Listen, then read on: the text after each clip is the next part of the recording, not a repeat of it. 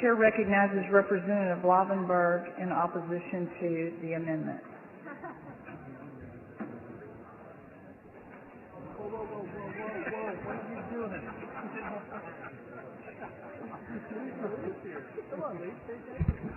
Madam Chair, Ms. Ruth, Representative McClendon, I am going to table this amendment.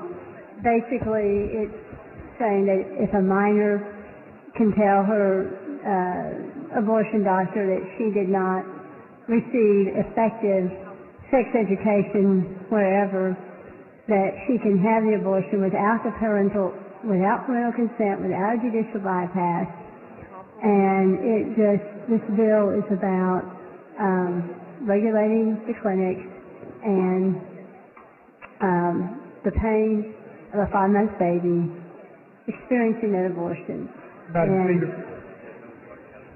Mr. Schaefer, for what purpose? The gentlelady yield for some Do questions. you yield, Ms. Lavenberg? I do. She yields. Representative Lavenberg, wouldn't you say that the root of the problem really lies with the home and the parents? Parents and home are very important, yes. And wouldn't you say that the most appropriate place for young people to receive education about sex is from parents?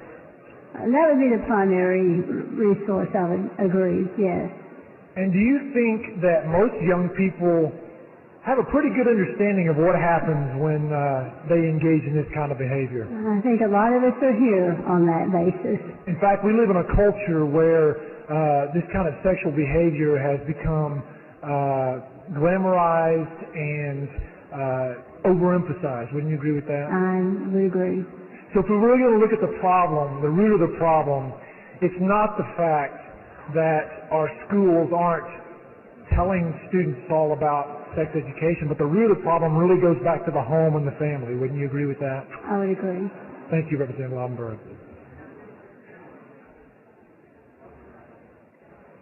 Will the gentlelady yield? Ms. Knowles, for what purpose? Will the gentlelady yield? Yes. Ms. Lavenberg, do you yield? Yes. She does. Just some follow-up questions, Representative. To Representative Schaefer's comments. What do we do when the parents aren't teaching them? Do we just let the kids be ignorant? As I said, I think that's the primary source, and... No, I agree with you, and I'm in agreement with Representative Schaefer. But you've got to agree with me also that there are parents that don't do their job. So do we just do nothing for those kids? I think kids today don't have any problem in understanding what sex is. You think kids, I'm sorry, you think kids today don't have any problem understanding what sex is? I think what Representative Schaefer was saying is that there is so much information out there. There's all types of... I agree with you, but the problem is what kind of information's out there, and is it the proper information out there? And I also agree with you that kids don't have a problem understanding what sex is. What I disagree with is that I don't believe that all children are getting the proper education, and that's what this is about. Representative Canales, the reason I'm opposing this amendment is because it is doing a couple of things. Because you're opposed to all amendments, is that why? Well, we're talking about this particular amendment. Oh, I'm sorry. I apologize, Representative. Go ahead. Sure. This particular amendment is taking away the parental consent, the judicial bypass, and basically saying that a minor can tell the abortion doctor that if they didn't receive effective instruction relating to human sexuality, that they can go ahead and approve their own abortion. And I would be opposed to that, and I'm opposed to this Just one amendment. final question, Representative. Have you accepted any amendments today? No, I don't believe I have. Thank you. Madam Speaker, would the lady yield? Yes, I will. She yields, Mr. Burnham. Thank you, Ms. Lavenberg. I don't know if you heard the exchange that Ms. McClendon and I were having, but I was really talking about what has happened in this legislative body relative to our public policy decisions. Could you tell me how you voted 2 years ago when it came to cutting sex education programs? Yeah, 2 years ago? Yes, remember in 2011 we had a budget crisis and we were cutting everything left and right willy-nilly, not really paying attention about the the If you know how I unintended voted. consequences? Please tell me. I apologize. I don't know what I did. Well, we radically cut funding across the board. In fact, we had a series, multiple votes in the last session. And I believe you're on the wrong side if you care about sex education opportunities on every one of those votes. So the point of my getting up here and asking Ms. McClendon the questions I was asking her is this. What do you not understand about the issue of teenagers are going to have sex, whether or not we think that's a good idea or not? And the only way we're going to address this so that we're not having unplanned pregnancies is if we do a better job of teaching teenagers about right decision making and responsible engagement.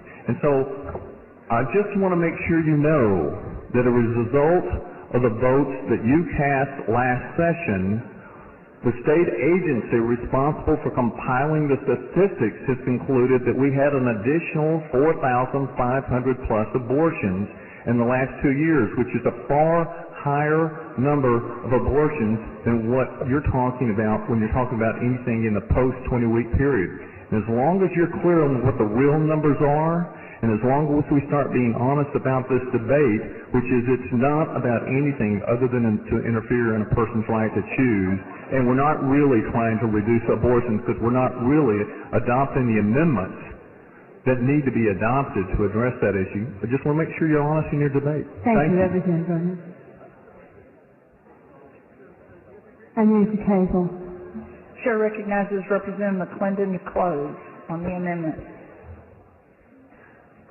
Thank you, Madam Speaker.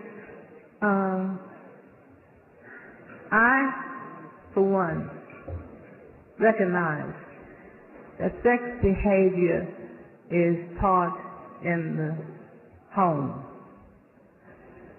But there are a lot of homes that are not like the one that those of us in this body came from. There are homes where the children don't have food to eat. There are homes where there's no hot water and they can't take a proper bath.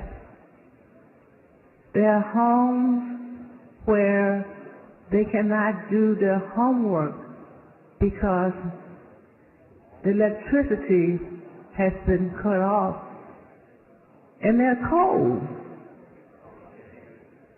Everyone does not come from a house like many of us grew up in. Many of the children, a lot of the children, come from homes that we would be ashamed to say that a child lived in that environment. So when you say sex behavior is learned in the home, yes, it should be. And in many homes, it is learned there, and that's where it should be learned. But there are situations where children cannot get this type of nurturing that we want them to have. So the next place you go to is the public school system. And you go to the public school system because we are putting money into the public school system for sex education classes. These classes at the present time are not thorough at all. And so I submit to you that we need to do something different. And we need to do something better than we are doing it now. And this amendment would take care of the students who are not as fortunate as many of us were when we grew up, and many of us know about people in our communities who are not able to assist their children with these kinds of training.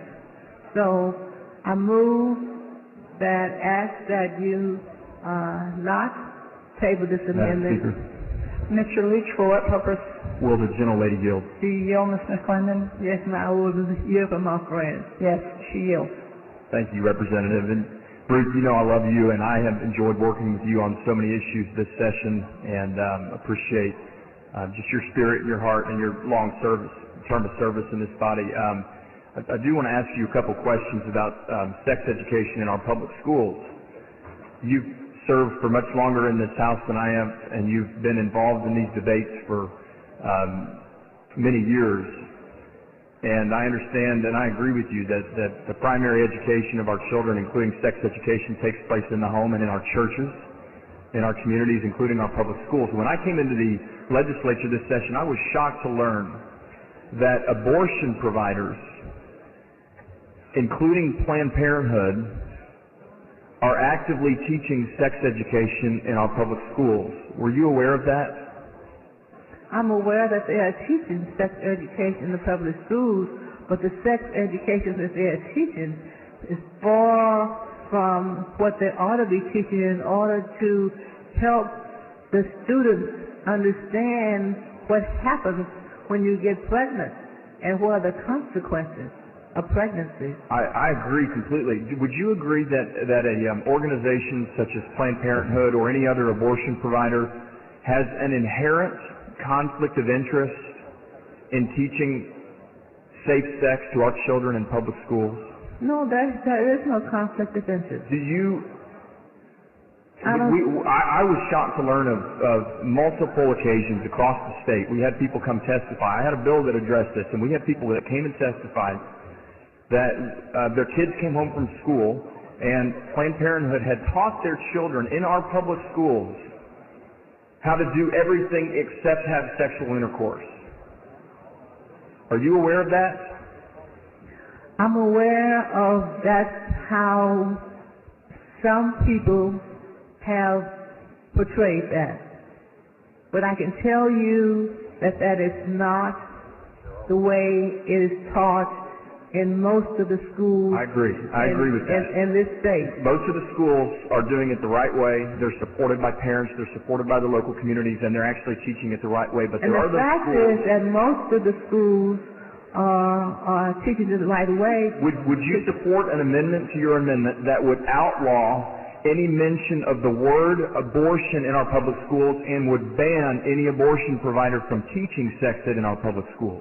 Say it again. Would you accept an amendment to your amendment that would, number one, prohibit any mention of abortion in our public schools, and number two, would ban any abortion provider from teaching or having access to our students in our public schools? No. No. Okay, we disagree on that. Yeah, we disagree on that. All right.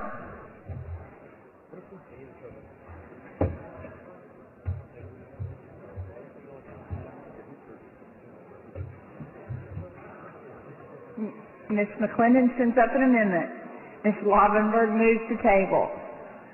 It is a record vote. The clerk will ring the bell. Vote aye, vote no. Show Ms. Lavenberg voting aye. Show Ms. McClendon voting no. Show Representative Branch voting aye. Have all voted? Have all voted? There being 94 ayes, 44 nays, the motion to table fails. The following amendment, the clerk will read the amendment.